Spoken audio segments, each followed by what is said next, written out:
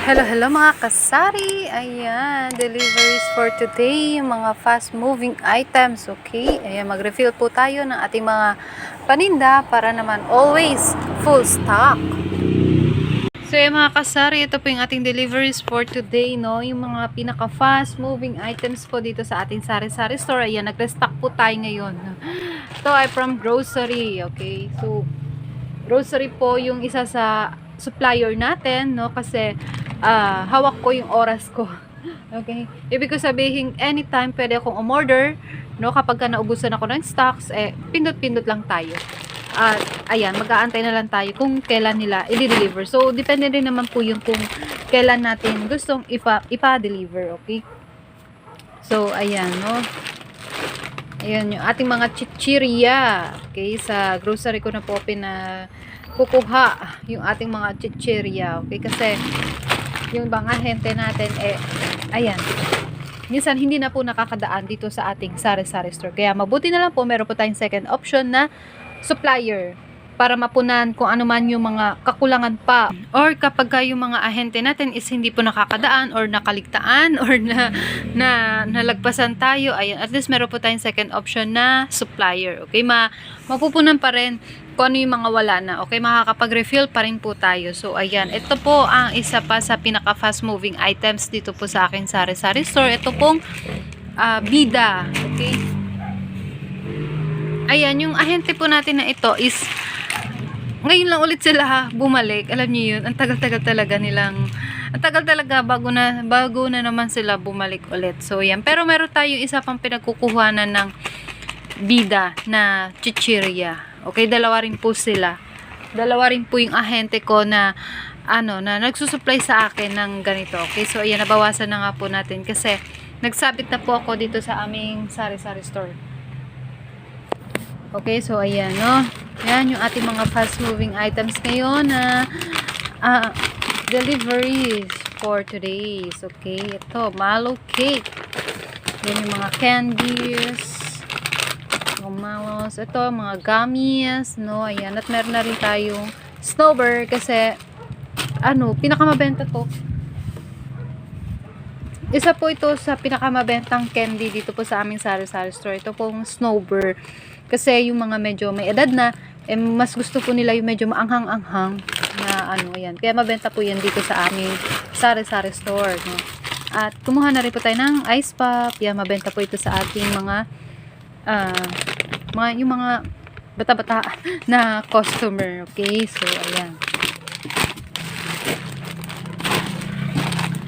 At ayan, ito yung ating grocery na deliveries, no? Chichirya, tapos itong dalawang kahon na to pinagkasya na dito, no? So ayan, no, yung binayaran po natin dito sa grocery is for 2,914 pesos with delivery, free delivery. Okay, so ayan, 00 yung delivery natin at cash on delivery po ito. Hindi ko po ginagamit yung ilista sa pagkuha po ng mga items. Okay, madalas ko lang po gamitin yung aking ilista sa yan, sa load lang po.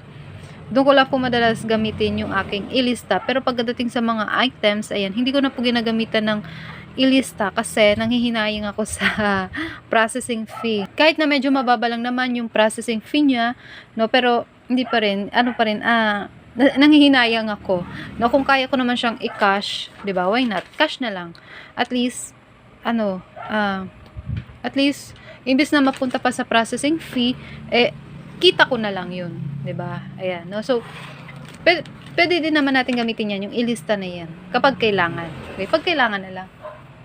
Okay. So, sa akin, ang ilista, ginagamit ko lang po, lagi, isa, paglo-load. Okay? Ayan. Malaking tulong din naman po yun.